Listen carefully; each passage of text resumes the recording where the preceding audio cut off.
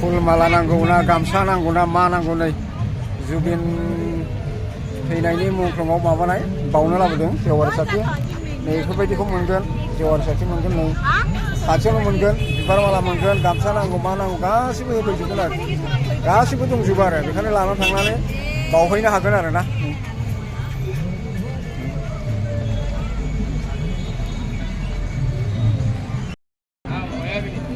नै जेवारि बाथि सावनायफ्रा मोनगोन लागायनायफ्रा नै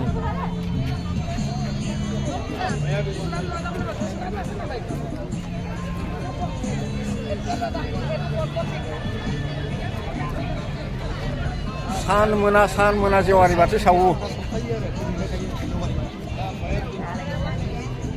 24 घन्टा जेवारि बाथि सावबाय थायो फोजोंबाय थागोन आरो सान मोना बैयावनो सावदोंमोन आरो